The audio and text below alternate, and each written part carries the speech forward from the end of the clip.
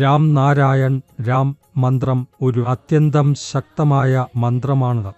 നിങ്ങൾ ഇത് ജപിച്ചാൽ, ധ്യാനം ചെയ്താൽ നിങ്ങളുടെ ജീവിതത്തിൽ മാറ്റം അനുഭവപ്പെടും.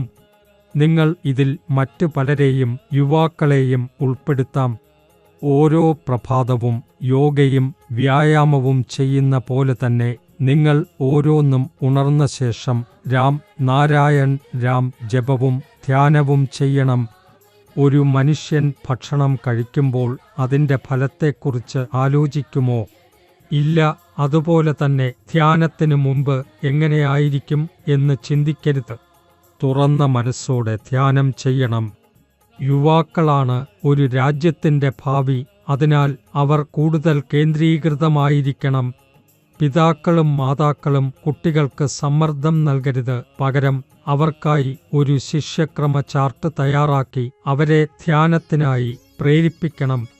ഇതുമൂലം അവർ പഠിക്കുമ്പോൾ 100 മനസ്സോടെയും കളിക്കുമ്പോൾ 100 ആത്മാർത്ഥതയോടെയും പ്രവർത്തിക്കും. സ്കൂളുകളും കോളേജുകളിലും പഠിക്കുന്ന കുട്ടികൾ നിർബന്ധമായും ധ്യാനം ചെയ്യണം. ധ്യാനം മനസ്സിൻ്റെ ഏകാഗ്രത വർദ്ധിപ്പിക്കുന്നു. ഇത് മനുഷ്യൻ്റെ ഊർജത്തെയും ശക്തിയെയും വർദ്ധിപ്പിക്കുന്നു.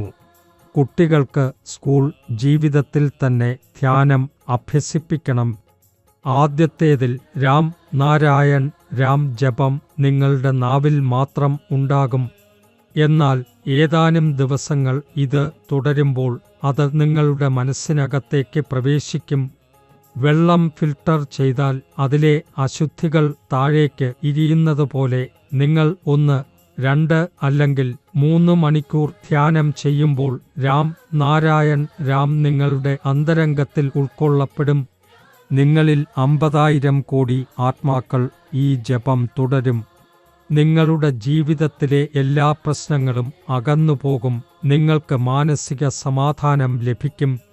സർക്കാർ എല്ലാ സ്കൂളുകളിലും ധ്യാനം നിർബന്ധമാക്കണം. ധ്യാനം ചെയ്യുന്നതിലൂടെ ധനം നേടാനും കഴിയും. യുവാക്കൾ ഇതിൻ്റെ പ്രയോജനങ്ങൾ മനസ്സിലാക്കി മറ്റു പലർക്കും ബോധവത്കരിക്കണം. ജീവിതത്തിൽ പലപ്പോഴും കഠിനമായ സാഹചര്യങ്ങൾ നേരിടേണ്ടി വരും. മനസ്സിനെ നിയന്ത്രിക്കാൻ കഴിയാത്തവരും ഉണ്ടാകും. അത്തരം സാഹചര്യങ്ങളിൽ ധ്യാനം വലിയൊരു സഹായമാകും. ധ്യാനം ചെയ്യുമ്പോൾ മനസ്സിനെ നിയന്ത്രിക്കാൻ ആന്തരിക ബലമുള്ളവരായി മാറാൻ കഴിയും. ജപവും ധ്യാനവും ഒരു തരത്തിലുള്ള ശബ്ദ ഊർജമാണ്. നമ്മുടെ ശരീരത്തിൽ 50,000 കോടി ആത്മാക്കൾക്ക് ഊർജം നൽകുന്ന ശക്തിയാണ് ഇത്. ധ്യാനത്താൽ ശരീരം ശക്തിയോടെയാകും. ജീവിതത്തിൽ വ്യക്തത വരും. ചിന്താശക്തിയും വർദ്ധിക്കും. പലർക്കും സംശയമുണ്ടാകാം, ഈ ശബ്ദ ഊർജം എവിടെ നിന്ന് വരുന്നു? ഇതിൻ്റെ ഉത്തരം പ്രകൃതിയിലാണ്. പ്രകൃതിയാണ് സകലത്തിനും ആധാരം. ഈ സൃഷ്ടിയും ആകാശവും ബ്രഹ്മാണ്ടവും എല്ലാം നമ്മെ ജീവനോടെ നിലനിർത്തുന്നു. രാം നാരായൺ രാം.